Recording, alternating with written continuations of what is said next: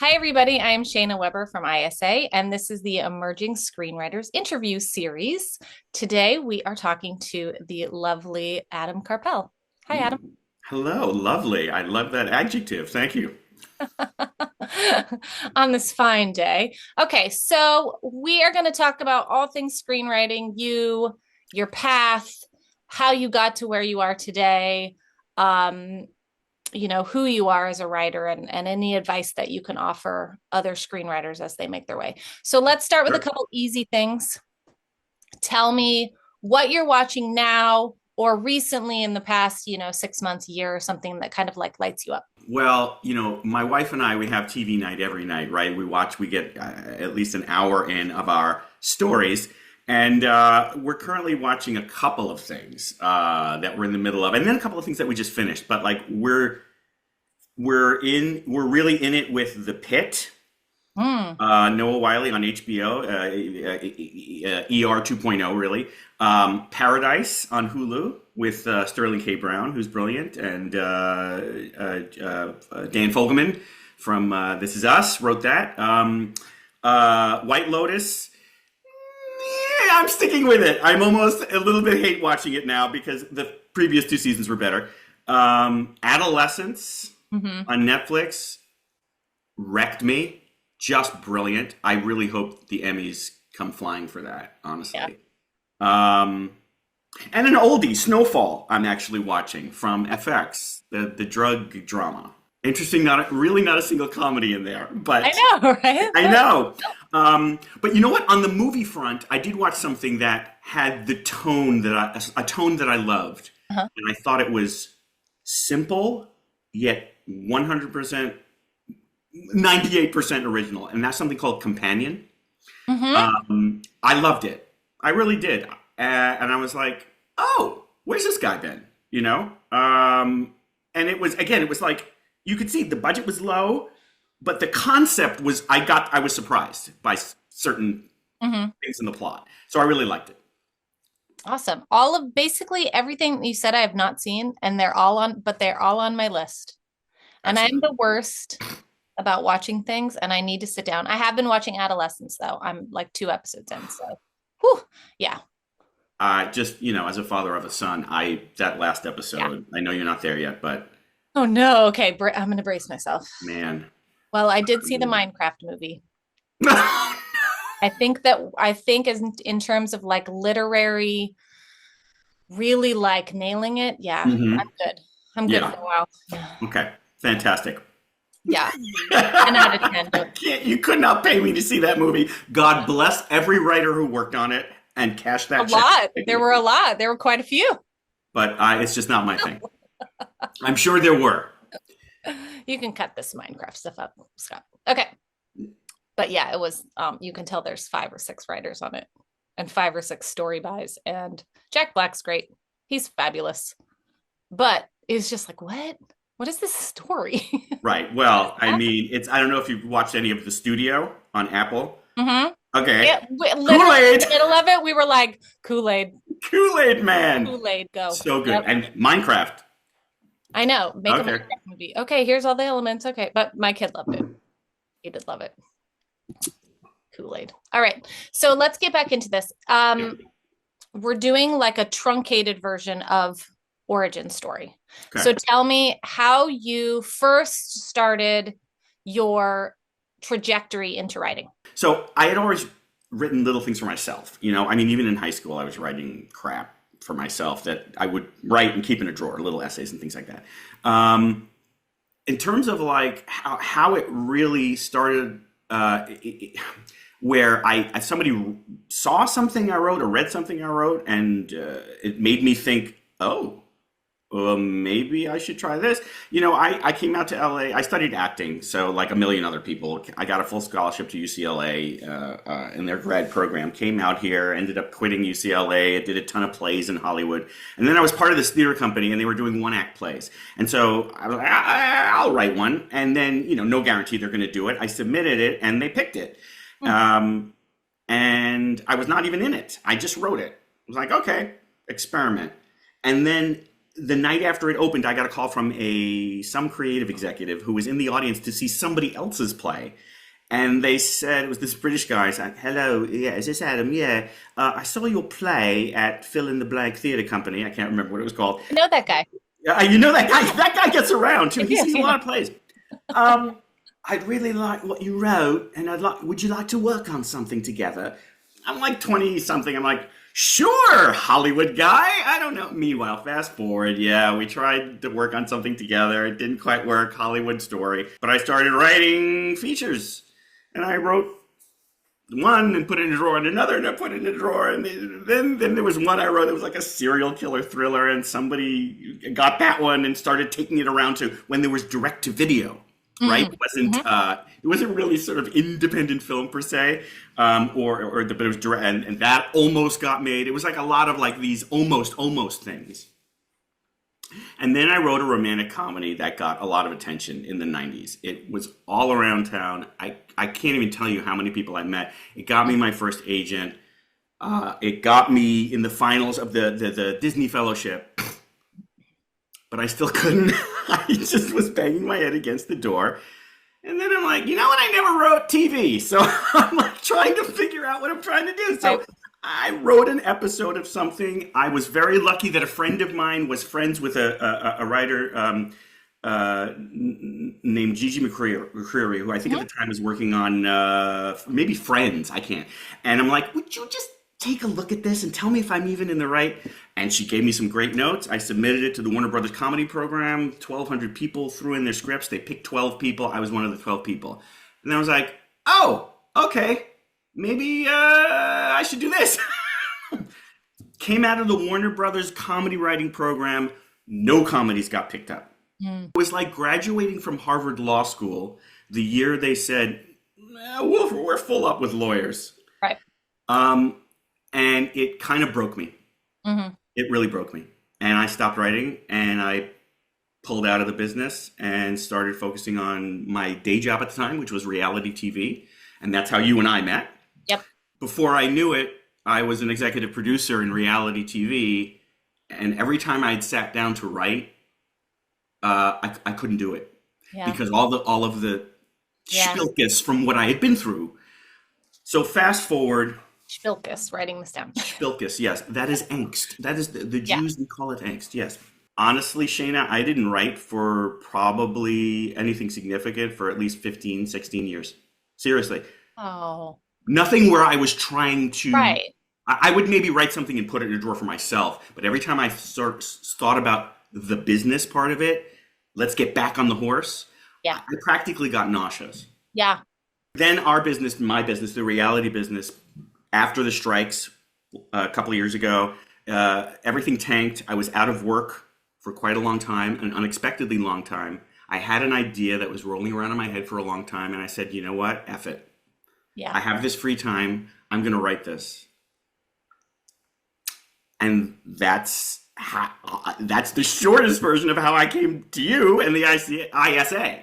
Let's go back to, before we get to present time and where you're at now, let's go back a little bit and talk about reality TV. And I mean, not that I want to get into reality TV, but, you know, there are certain aspects that coexist between scripted and unscripted.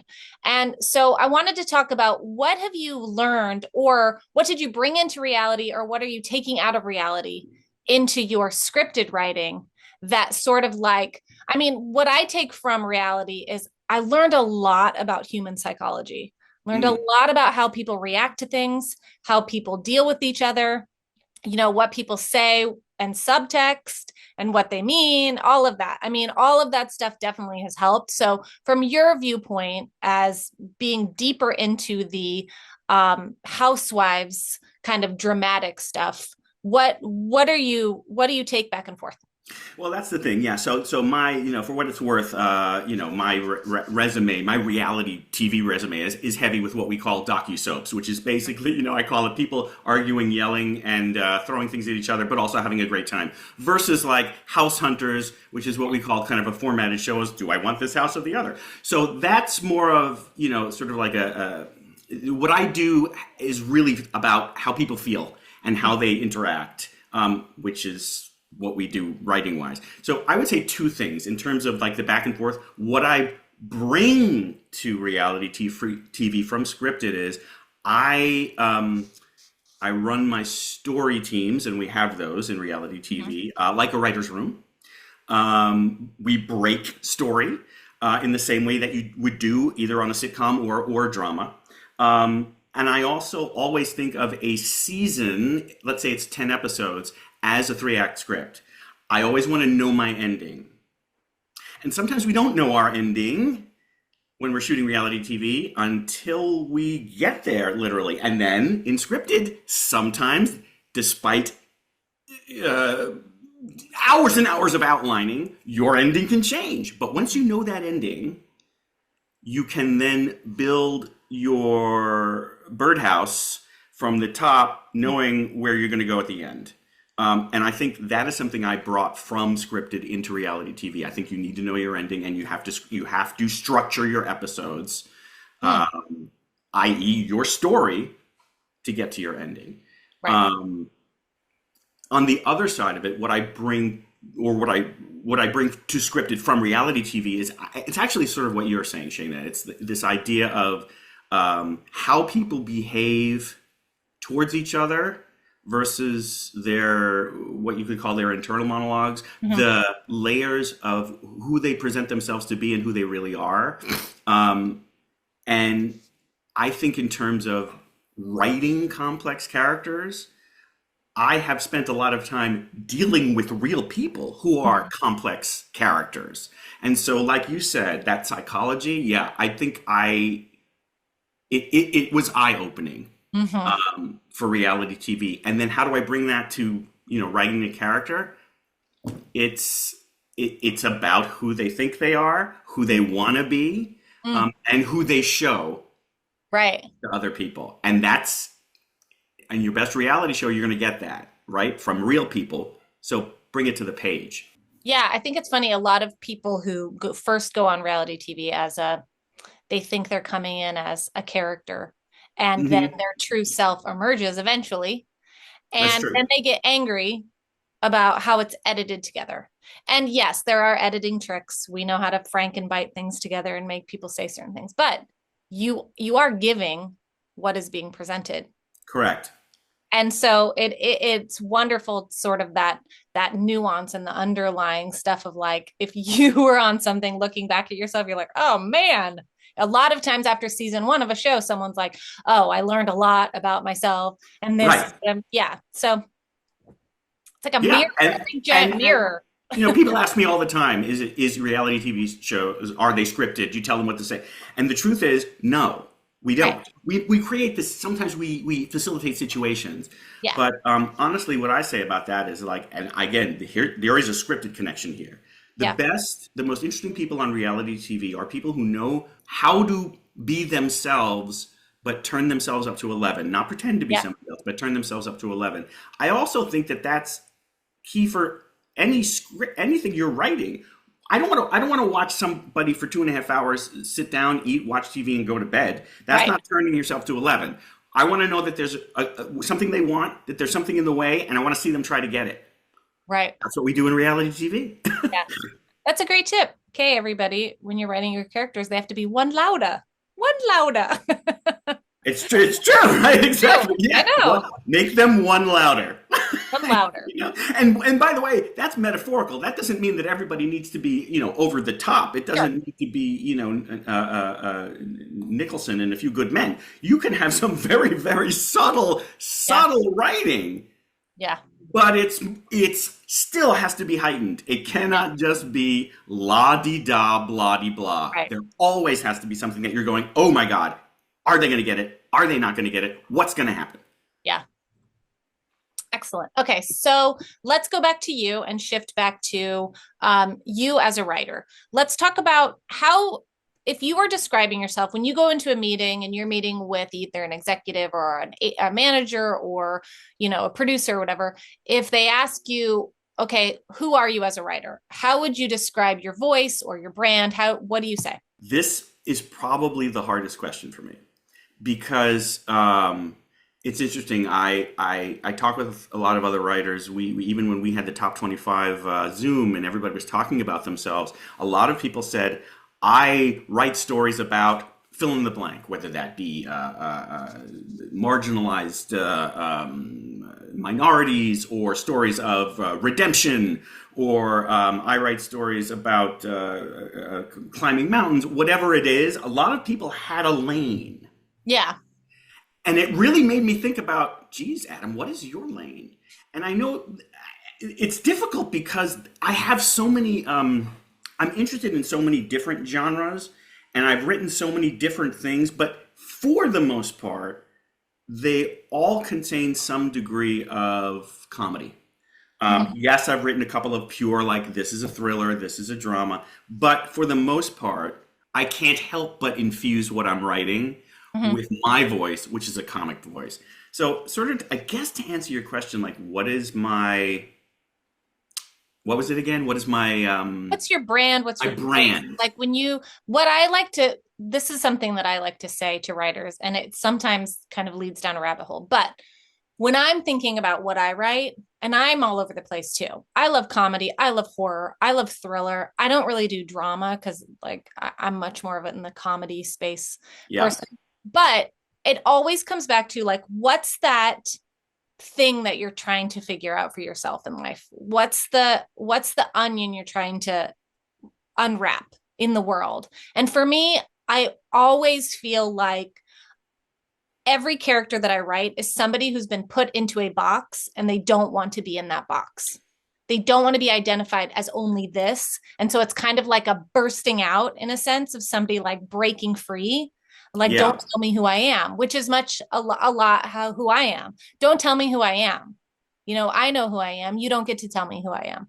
So those are the kind of characters that I like to write. So it Yeah. it sometimes goes back to, like, what childhood trauma did you have that you're now trying to, like, work What are we trying to work through? Yeah. right. Maybe this is my Achilles heel as a writer. But every time I sit down to write something, I try to just write something I would want to watch. Okay. And so I never think about what are my core themes. What do I have a tendency to write? Like, I love your metaphor. I tend to write about characters that are put in a box that they don't want to be put in. I Mm-hmm. look at the sort of body of work, both in TV episodes and features that I've written. Some people have seen, some people haven't. And I don't know that I've identified Right. the brand. I Yeah. know that I'm funny. And I know, like, for instance, on the reality TV world, I was a fixer for a long time, which basically that means they hire you to come in to help get a show on the air when it might not get on the Right. air. And 9 times out of 10, they hire me because they need to get comedy out of it. They need to Mm. squeeze the comedy out of it. So having gone through the Warner Brothers comedy program, you know, sort of flirted with the sitcom world. That the comedy is my thing. Yet at the same time, I have not written my hot tub time machine. I have Right. not written my bachelor party or my what's the one with Zach Galifianakis and the other Vegas one, Oh, Hangover. Hangover. Yeah. I haven't.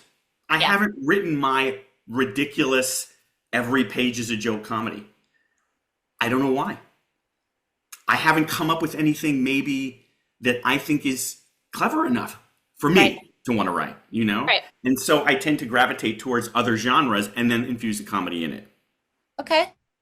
So, and it's interesting, this question really makes me self-reflect more than any other. Yeah, Maybe, sometimes it takes a long time to kind of figure it out. yeah. When I look at you, I think of somebody, through your journey, and through what I've read of yours, there's this underlying theme of perseverance, Mm-hmm. like Okay. pushing and pushing and pushing. And you know what I mean? And I don't, Yeah. there's something in there about that. Like, you don't give up. You don't give up, even though it feels like you kind of done this and And this, that's the irony but you because haven't given up. I Even though do you give have, you up feel and like then, you yeah, gave up for a while. You haven't given up. yeah, You're still telling stories. You're just jumping into different, formats and genres and correct. stuff, but it's That's always true. there. And just because you haven't written your hangover yet, you still have time, you're gonna get there. Hopefully, yes. I haven't written my big dramatic break out of the box thing either. Yeah. It's bubbling. It's brewing, Just gotta.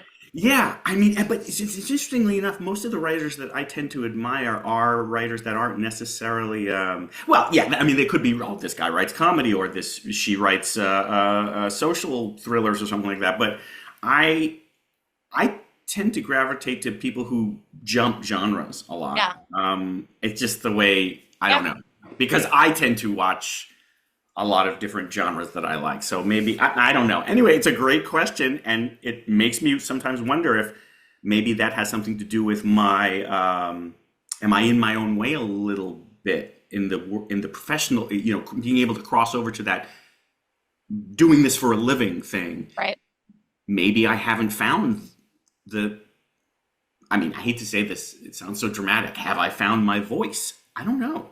I I'm think not we sure. all question that though. Yeah, I don't think there's one writer out there who's like, yep, this is my voice. I'm nailing it. I mean, it's always evolving. And so yeah, I could say right now, these are the stories I like to tell. In yeah. 5 years, I may be completely different and I might be onto some other life crisis that's come up. You know what I mean? And I Right. No, need that's to tackle fair. that. I Yeah. don't know. I don't think you should get bogged down completely by that. Like, oh my God, have I not figured it out? Well, that's the thing. I Is can't this sit the down big to write rock in my anything. path? Yeah. I can't. I can't sit down to write anything and start with a theme and a this is Oh, what I don't this is. either. I No, can't. I no. can't. It just So always sometimes comes out. Like comes that's out. Okay, so you're me. seeing a Yeah. person. It's more Okay, like that's fair. look into what you've written and Yeah. see if you can find something that feels like it's like, oh yeah, oh yeah, oh yeah, Yeah. oh yeah. That's kind of more, I think, what a lot of people do when they're talking about. I mean, but a lot of people have written like two scripts. So both scripts are about family or both scripts are about, Sure. whatever. But if you're jumping all over the place and you've done a million things, like now you have a lot of things to pull from and you're like, I don't know. Right. Where am I? So That's fair. Yeah. don't let that get in your way. All Like, right. All right. I will. I I don't will. know who I I will am, and I not. have But to I stop. think it is a good Existential question. crisis. Yeah. All right, well, let's move on then to other hard questions. What, Hit me. where do you see yourself in screenwriting, right now, in the next year, 5 years, and then like, what's your big goal? What do you really want? I have a really simple goal, and yet it's the most complicated goal of all. I just want to be paid to do it.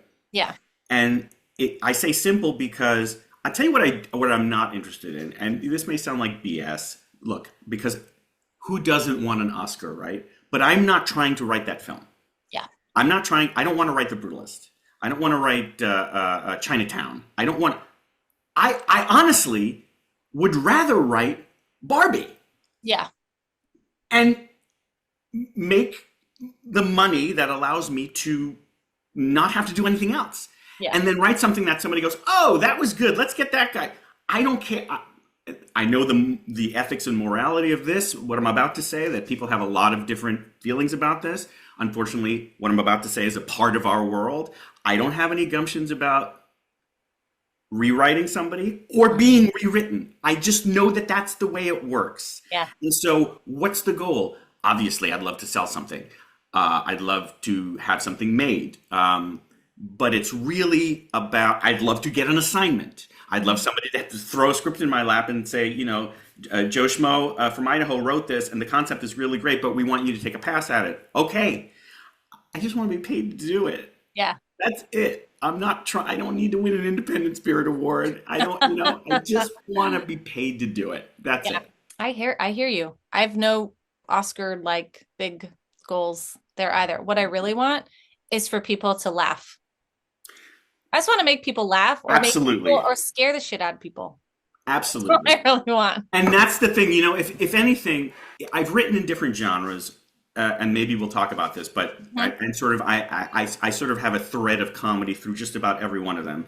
But action, sci-fi, horror, even thriller, everything I write, I call it I like to write amusement park rides.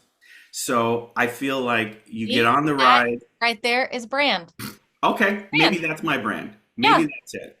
Um, And jump genres, but that's still at the core of like what you're trying to do. I agree. I love that. I I, feel I and those are the films I gravitate to. yeah.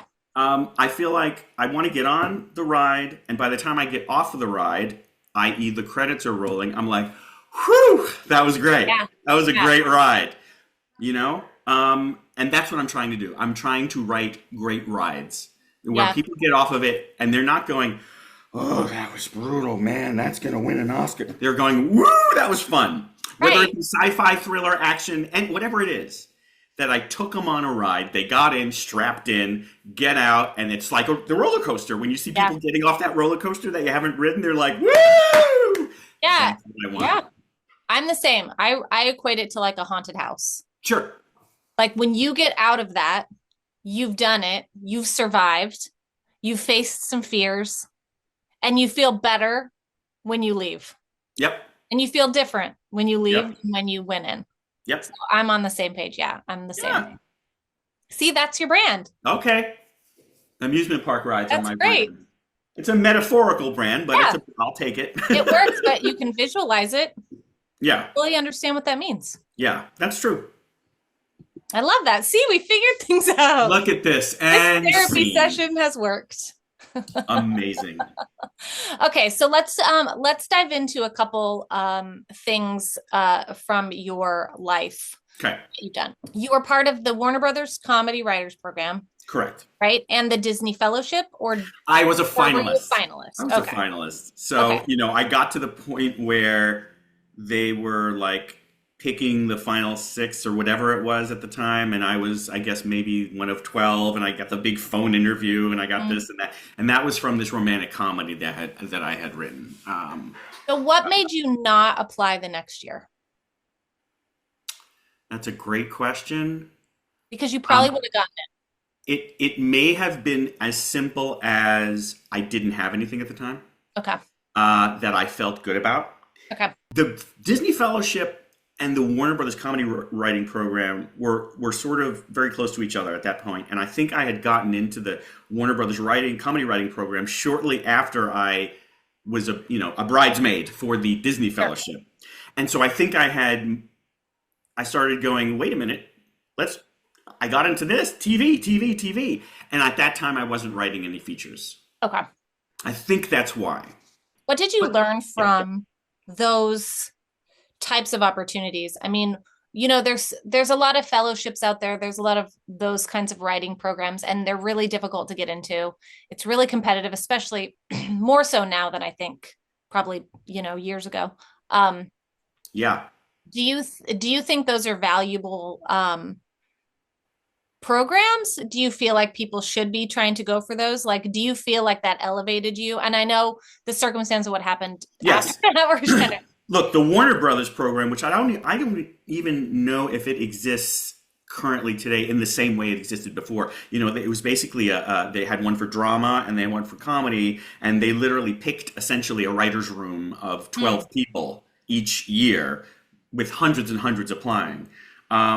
I would say that definitely the Warner Brothers comedy program. I mean, that was like it. I only half jokingly used the kind of coming out of Harvard Law School thing. I had agencies and managers. I had them calling me before I even graduated from this program. So it was kind of like a bullpen, right. And unfortunately, the circumstances of what Yeah. did and didn't get picked up, and the diversity programs, everything, the landscape changed at that time for Jewish white guy Adam, Yeah. which was, that's just what it was. It is what it Yeah. is.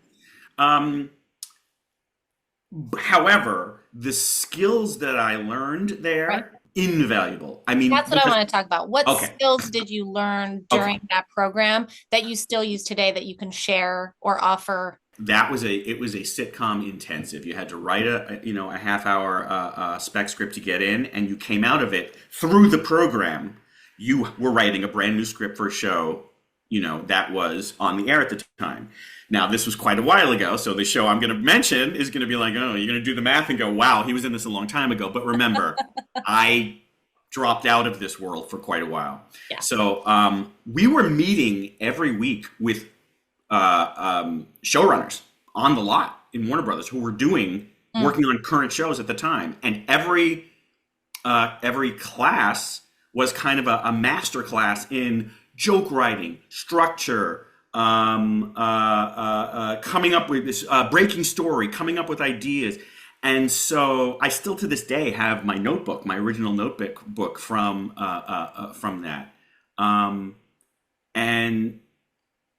I mean, I don't want to get too deep into the weeds, but in terms of television, Hmm? it basically taught what I was doing kind of by osmosis with the script that got me into the program. I came out of it with a toolbox, Oh, knowing how to okay, this is how you get to here. This is what you do. Never do this. Always do this. I mean, there's lots of like minutia in that I yeah. don't even want to go into, but it really gave me specifically for television and TV comedy a toolbox to go off and write. I could take that toolbox to anything, whether it be a single comedy, a single camera, multicam, any kind of sitcom. Okay, give us one, at least one example Okay, of joke something writing. that, yeah.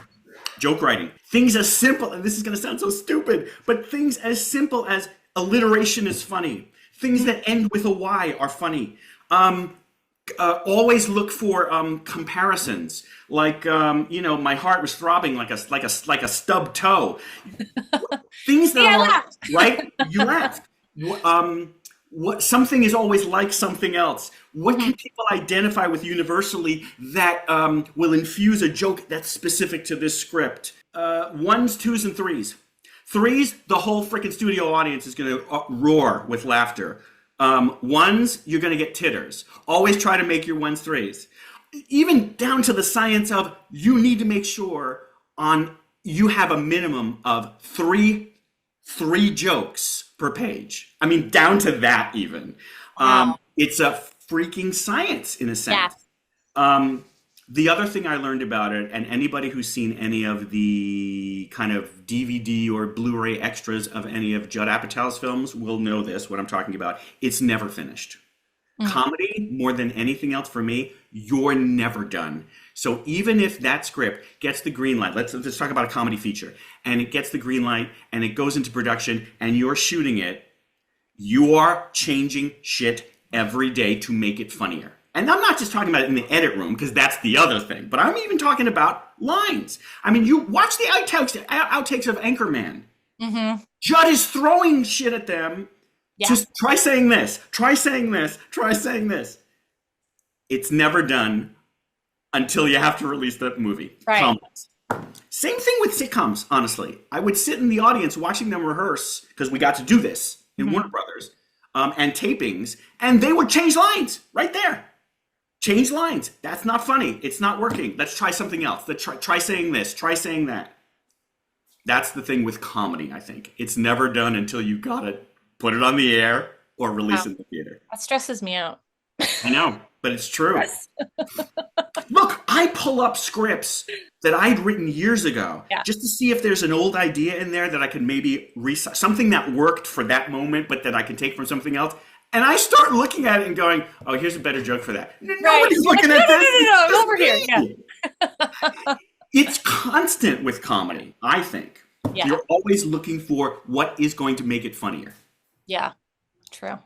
And I mean, to me, I think comedy is the hardest genre. It also depends what your sensibility is, though. I Right. mean, look, I grew up in a loud Jewish family. It's a little hard for me not to write comedy because I was surrounded by it, right? Just circling back to the Warner Brothers comedy program, there are even different writers who excel at different things. There are the structure guys. These guys can't necessarily write the best jokes, but they can say, you know what? In Act 1, this has to happen. In Act 2, this would be better if this happened. In Act 3. And then there's the joke guys. Right. I'm a joke guy. I've always been a joke guy. If I had to, like, if somebody said pick a lane in a sitcom, in Where Are You in the writer's room, I'm the joke guy. I can punch up the jokes. Wow. Structure was always a little harder for me. And that's the thing, even generally, structure. But that's why I outline the shit out of everything now. I used to just sit down and vomit it out. Yeah. No way. Yeah. Like my last feature, Hellholes, I outlined it for a good 2 months before I even said, I had every scene outlined in prose form so that I then sat down and in a sense, this is no oversimplification, I was adding dialogue. Right. Right? Because Yes. and then things change and different things change even from that outline. But I was like, I need to work on my structure. So this is what I'm doing. And I think it paid off for me Yeah. with Yeah. structure, knowing that was my weaker skill. Well, that's a good transition Great. into how you came into the top 25 screenwriters watch ISA development slate. It was through Hellholes. So Correct. do you know the story of how Hellholes came to me? Okay, so I was thinking about this, and some of it is a little foggy, but Okay. the inception of it, I won or was a finalist in something, and Mhm. I'm not even sure it was for Hellholes. It might have been for a script that I had submitted to Scriptapalooza. It was something, I Okay. can't remember exactly what it was, but I knew that one of my prizes was a free, I think it was a year subscription to the Yep. ISA. I had never heard of it, We're right? literally the same. I was a top 10 finalist in Scriptapalooza, got the ISA membership. Right, same thing, right? Okay, so there you go. Okay, look, obviously a commonality there, and God bless Scriptapalooza. Yeah. I had, in fact, just going, I guess the guy Mark Andrushko, I think, who runs that, way back before I had submitted to the Warner Brothers comedy writing program, Scriptapalooza TV was around, Mm-hmm. and I had this'll date me, a King of Queens spec that was won third place in scripted back in the day. So that had always been in my, sort of like, oh, I got something new in TV, I'll submit it. Anyway, when I won this ISA, I'm like, oh, what is this? Okay. When somebody gives you something free, you're like, Yeah. okay, yeah, let's see what this is. I thought it was really interesting. I'm farting around the website going, oh, this is like a big community for writers. There's writing gigs and there's seminars and videos and all these things. Sure, let's do this. And I think at that time, Hellholes, I had recently completed my personal final draft, right? Which, as you know, is about seven drafts later before anybody sees it. And as I think I had maybe submitted it to one or two other places simultaneously, but I'm like, let's throw it on here. And you guys found it. I don't even think I specifically pimped it in any way. Do you know what I mean? Meaning like, No, you hey, didn't. ISA people, you should read this. I just put it up there. Yeah. Well, so the way that it worked is we have interns that come in each term from Yeah. Emerson, from Loyola, from Columbia College, bunch of different places. And what we do on the development slate is we have them go into the showcase, the writer showcase, and they get to search and find whatever thing they're interested in. We had one wonderful intern named Ian, who loves comedy, horror, that kind of thing. And so he found Hellholes and he read it. And so during the course of the semester, they pitch us ideas of scripts that they've read. We talk about them. They do coverage. They do writer's notes, all of that stuff. Right. And that was the one at the end of the term that he did his like final pitch on. And your name came up and I was like, I mean, how many Adam Karpels are there? Because I knew you from reality TV, but you didn't have a Right. picture up on your profile. So I was like, oh, maybe it's coincidence. I mean, I always knew you were funny. I just didn't know that side of you. So I read it and I was like, yeah, he's right. This is really funny. This is really good. And so I ended up making it a staff pick, I believe late last year. Yes, for December. Yeah. Which was like mind blowing to me. I was like, what is happening now? Right. Oh, okay.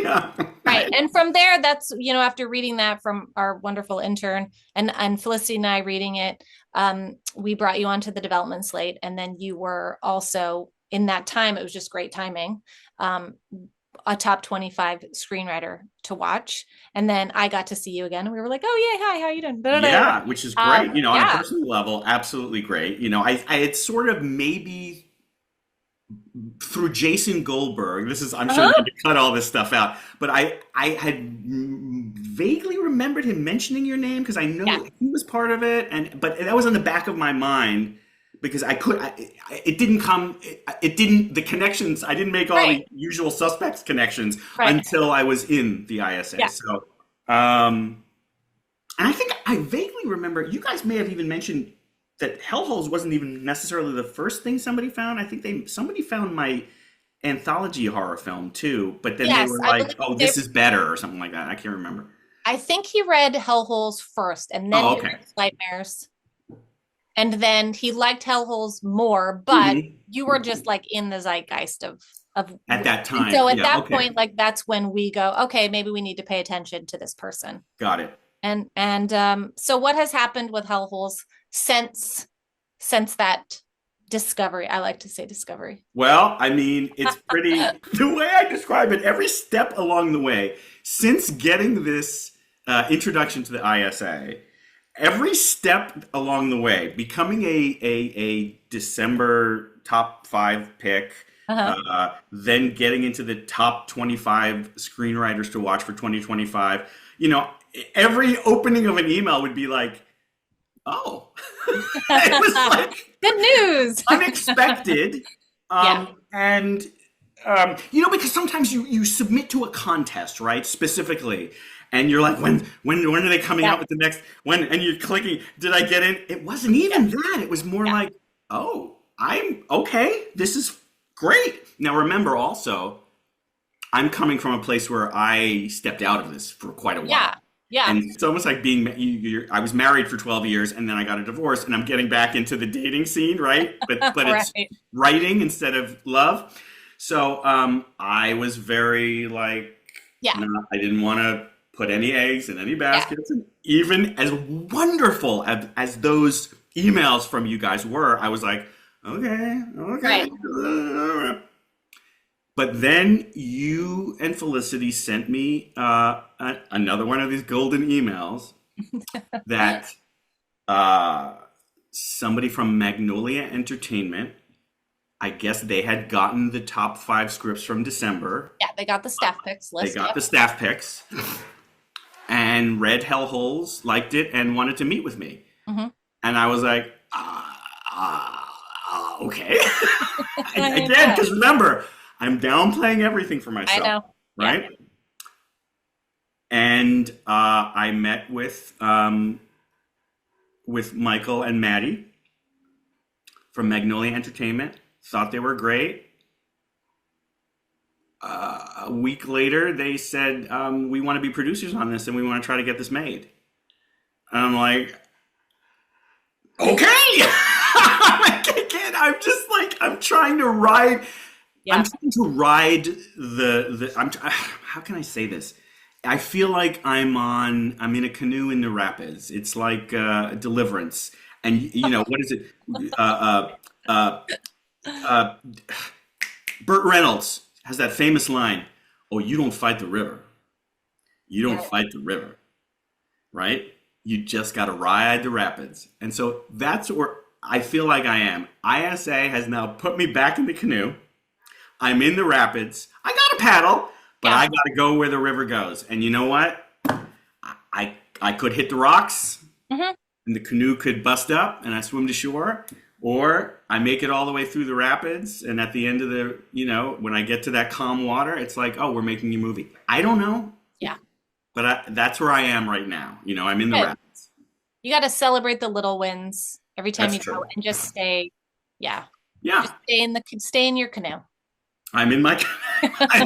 Always stay in the canoe. Stay in your Yeah. canoe, And people. so they're now taking it to about 25 different companies that they have relationships with, trying to get somebody interested enough in it to say, yeah, let's make a deal on this. Yeah, and then the side stuff that can happen from that is that, yay, these companies are reading you, Yeah, and they may then go, oh, maybe this guy can be the guy. Maybe this isn't the story that we want to tell right now, but we can hire him to punch this up, to rewrite this, to go create something from this idea because it's in your wheelhouse. So yeah, there's lots of different ways that it could go, but we're super happy and excited, and ultimately from the ISA standpoint, that's all that we want. Like, this right. is why we're here, is literally the story that has happened for you is just our dream. That's what Felicity and I and everyone at ISA wants. We're not out here trying to take your money and do all this other stuff. We just want good things for writers, and we want writers to succeed, and we want writers to be respected and and and do what they want to do. Like if you want to get paid to write, great. Let's figure out how we can help you do that. So And very I excited. really, I 100% agree with you. And being in it, yeah, I mean, I can't say enough about it. I can't say enough good things about it. I mean, that you guys are I guess, I don't know, you guys are facilitators of talent in a way, I guess, Yeah. I wouldn't, regardless of what happens specifically with Yeah. this specific script and Magnolia Entertainment, I wouldn't be back in this game really, if it wasn't for you guys. And by in the game, I don't mean just writing it, because I could have written it and then thrown it in a drawer, Yeah. right? I did put it Yeah. out there. Yeah. But you guys have definitely helped get it read and get it Yeah. seen. And that's what else do you want? What, you Yeah. can't ask I for know. more than that at this stage. Somebody to read it, Yeah. right? Except for your, other than your mom. So, kudos to the ISA for that. Amazing. Amazing. Yeah, we're so excited for everything happening for you. Okay, so let's wrap this up with just a final question or two. What advice, the two advice questions, we'll wrap up with that. What advice would you give your younger self? And then what's your best piece of advice for screenwriters? The advice I would give my younger self is sort of Monday morning quarterbacking my trajectory. I wish I could tell myself, don't drop out of the game. Take a month, mourn what happened. You got I did. I got so close. Yeah. To being able to make my living as a sitcom writer. Yeah. But it broke me in a way, and I guess in retrospect I let it break me. And so I would tell my younger self, get your shit together and get back in it sooner than I did. And I know everybody has a path, and you follow that path, and then there's that philosophy where, like, the time will always be when the time is. But honestly, I would have told myself to keep writing. Yeah. Right through the pain, so to speak, right? And in terms of advice for people now, this is gonna sound so effing trite, but it is so true. It is never too late. I am not 22 years old anymore. Okay? I don't know if that news is a big surprise to anybody, right? But and there is ageism in Hollywood. But as a writer, what's on the page comes first. And so whether you're 22 or 62, if you have a good story and you're passionate about it, and assuming you have the talent, right? Write it. Do it. Submit it. Submit it to the ISA. Submit it to Scriptapalooza. Submit it to anybody who'll read it. Yeah. Because that's the only way to know if what you're doing is resonating with people. It is never too late. Keep doing it. Keep doing it. Because like anything, all it takes is one person to say yes. Whether you're an actor, a writer, a musician, anything in the arts, Yep. Magnolia is taking this hellholes to 25 places. I only need one to say, yeah, we want to make this. Yay. I mean, that's such a great way to wrap this up. So thank you, Adam, for taking the time to speak to me and to all of us. And we just wish nothing but the best for you moving Thank forward. you. And we're not done yet. So okay, we're just good. getting started. We're just getting started. Cut two. I don't know. What are we cutting to? But all right. Thank you so much.